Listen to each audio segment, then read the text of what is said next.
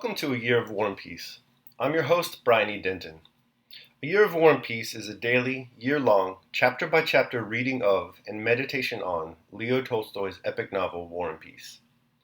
In these videos and podcasts, you'll be treated to a free reading of one chapter per day of the novel, plus a reflective essay I've written individually tailored to that day's chapter. These readings are offered for free, though if you'd like to support me, you can do so in one of three ways. First, you could purchase my ebook, A Year of War and Peace. It features the entire novel, plus all of my reflective essays, and it's only $2.99 on Amazon.com. You could also become a patron at patreon.com/Brian E. Denton. If you sign up there, you'll receive a sonnet once a month, plus a link to an ebook of my collected sonnets. Finally, if you like, you can make a one-time donation to my PayPal account. The email there is brianedenton@gmail.com. You can also use that email to contact me. I'd be happy to hear from you. Your support is greatly appreciated.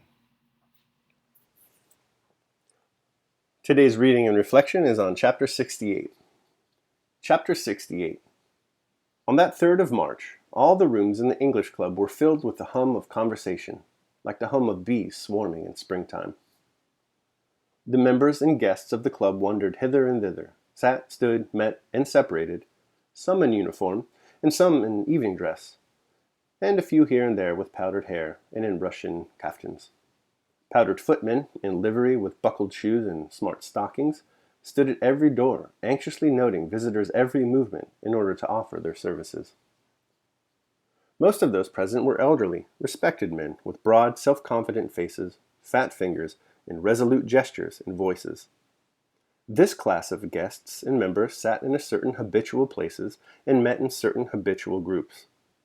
A minority of those present were casual guests, chiefly young men, among whom were Denisov, Rostov, and Dolokhov, who was now and again an officer in the Semenov regiment. The faces of these young people, especially those who were military men, bore that expression of condescending respect for their elders, which seems to say to the older generation, "We are prepared to meet and to respect and honor you, but at the same time remember that the future belongs to us." Nesvitsky was there as an old member of the club. Pierre, who at his wife's command had let his hair grow and abandoned his spectacles, went about the rooms fashionably dressed but looking sad and dull. Here, as elsewhere, he was surrounded by an atmosphere of subservience to his wealth, and being in the habit of lording it over these people, he treated them with absent-minded contempt. By his age, he should have belonged to the younger men, but by his wealth and connections, he belonged to the groups of old and honored guests, and so he went from one group to another. Some of the most important old men were the center of groups which even strangers approached respectfully to hear the voices of well-known men. The largest circles formed around Count Rostopchin, Valulev, and Narishkin. Rostopchin was describing how the Russians had been overwhelmed by flying Austrians and had had to force their way through them with bayonets. Valulev was confidently telling that Uvarov had been sent from Petersburg to ascertain what Moscow was thinking about Austerlitz. In the third circle, Narishkin was speaking of the meeting of the Austrian Council of War, at which Suvorov crowed like a cock in reply to the nonsense talked of by the Austrian generals. Shinshin, standing close by, tried to make a joke, saying that Kutuzov had evidently failed to learn from Suvorov even so simple a thing as the art of crowing like a cock. But the elder members glanced severely at the wit, making him feel that in that place and on that day it was improper to speak so of Kutuzov. Count Ilya Rostov, hurried and preoccupied, went about in his soft boots between the dining and drawing rooms, hastily greeting the important and unimportant, all of whom he knew, as if they were all equals, while his eyes occasionally sought out his fine, well-set-up young son, resting on him and winking joyfully at him. Young Rostov stood at a window with Dolokhov, whose acquaintance he had lately made and highly valued. The old count came up to them and pressed Dolokhov's hand. "Please come and visit us. You know my brave boy. Been together out there, both playing the hero. Ah, Vasily Ignatovich. How do you do, old fellow?" he said, turning to an old man who was passing. But before he had finished his greeting, there was a general stir, and a footman who had run in announced with a frightened face, "He's arrived." Bells rang. The stewards rushed forward, and, like rye shaken together in a shovel, the guests who had been scattered about in different rooms came together and crowded in the large drawing room by the door of the ballroom. Bagration appeared in the doorway of the anteroom without hat or sword, which, in accord with the club custom, had given up to the hall porter.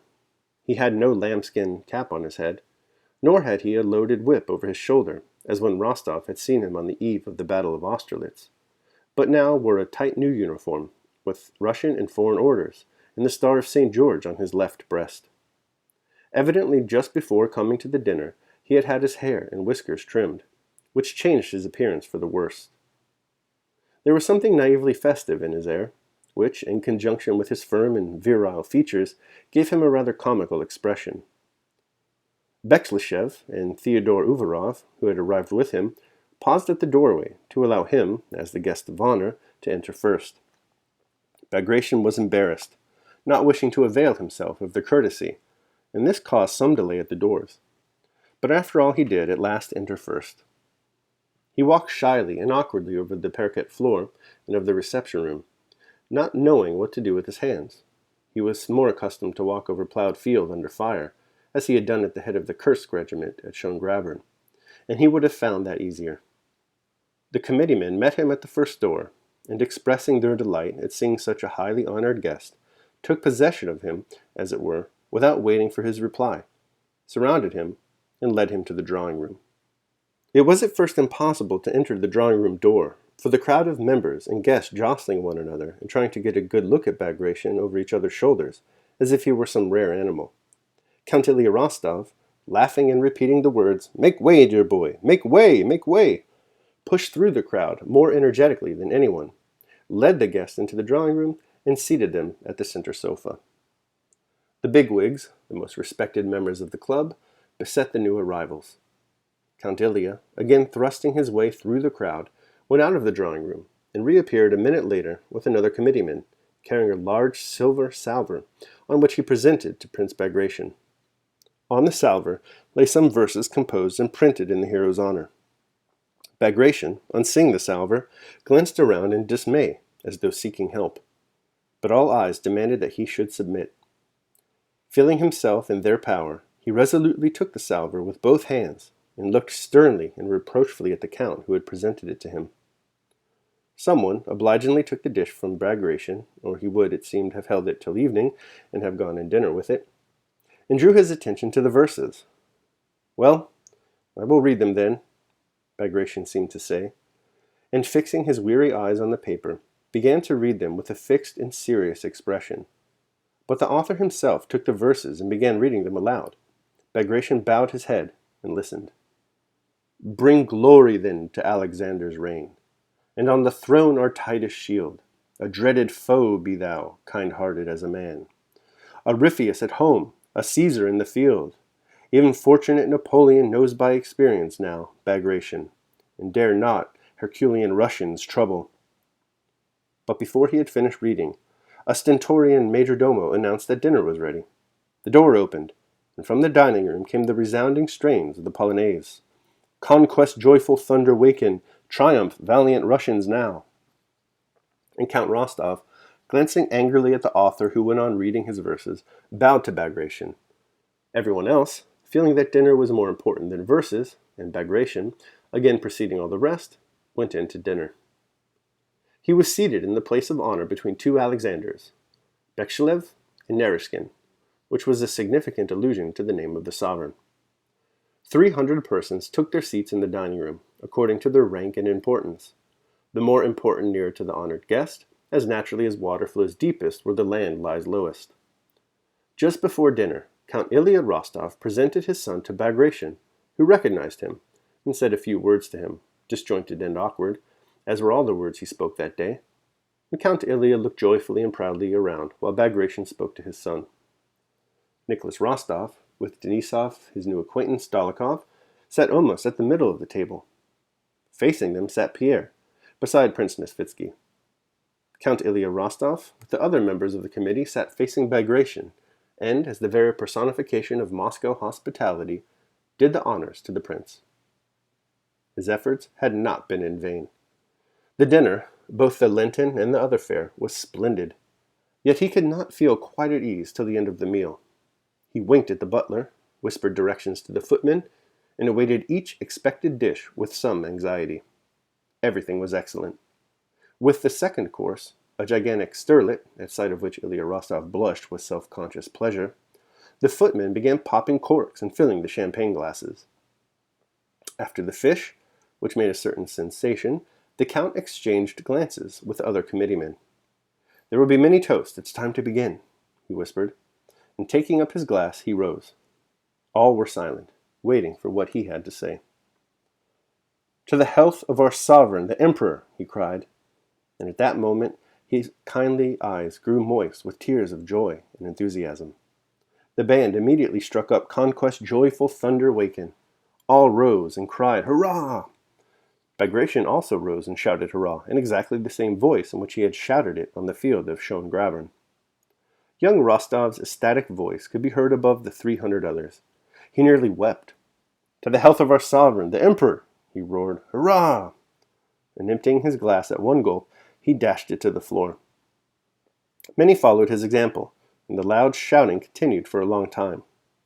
When the voices subsided, the footmen cleared away the broken glass, and everybody sat down again, smiling at the noise they had made and exchanging remarks. The old Count rose once more, glanced at a note lying beside his plate, and proposed a toast. "To the health of the hero of our last campaign, Prince Peter Ivanovich Bagration." And again his blue eyes grew moist. "Hurrah!" cried the 300 voices again. But instead of the band, a choir began singing a cantata composed by Paul Ivanovich Kutuzov. "Russians, o'er all barriers on, courage conquest guarantees. Have we not Bagration? He brings foemen to their knees," etc. As soon as the singing was over, another and another toast was proposed, and Count Ilya Rostov became more and more moved. More glasses were smashed, and the shouting grew louder. They drank to Beskalev, Narishkin, Uvarov, Dolgukharov, Abraskin, Valuev, to the committee, to all the club members, and to all the club guests, and finally to Count Ilya Rostov separately as the organizer of the banquet. At that toast, the Count took out his handkerchief, and covering his face, wept outright. All right, gotta love old man Rostov. That concludes the reading of chapter 68. I'll now proceed to my reflection on the same. A Year of War and Peace, Day 68. A Tale of Two. Those eminent late 20th century philosophers, Wayne Campbell and Garth Alger, once admonished us to party on. And in what may very well be one of the intellectual antecedents to this injunction, today Tolstoy has his characters doing just that, partying on. Russian style. You have to hand it to old Count Rostov. The man knows how to throw a party. He's got the food, he's got the booze, he's got the right people. Anyone who is anyone is at the English Club today to celebrate and honor Prince Bagration. But not everyone is having such a great time. Pierre, for instance, looks sad and dull, which I suppose is understandable. Rumors abound of his wife cheating on him with the young officer Dolokhov. That must hurt. And, to make matters worse, Dolokhov just happens to be placed at table right across from Pierre at dinner. Ouch. Contrast Pierre with Nicholas Rostov. The man is a party machine, loving every minute of this shindig. In fact, when it's time to toast Bagration and the Emperor, it's Nicholas's voice that rings out the loudest. It's also Nicholas who gets the champagne glass smashing going. That dude is happy. He's among friends and family, safe from the war, and absolutely living it up. Both Nicholas and Pierre have their problems to work on. We all do. We shouldn't, however, let these problems corrupt our social life, because our social nature is an important part of who we are. So the next time you're out in public and feeling down, try to be more like Rostov and less like Pierre. Daily Meditation. Endeavor to share in the festival with the rest of the world. For what is more pleasant to a lover of mankind than a great number of men? Epictetus, The Discourses. All right, so that concludes my reading and reflection on chapter 68 of War and Peace. Thanks for listening. Remember that if you'd like to support me, you can do so either by purchasing the ebook, A Year of War and Peace, becoming a patron at patreon.com, or making a one-time donation at PayPal. The links to all that are below. Your support is greatly appreciated. Tomorrow we will be reading and reflecting on chapter 69 of War and Peace. I hope you'll join me. Until then, take care of yourselves and others.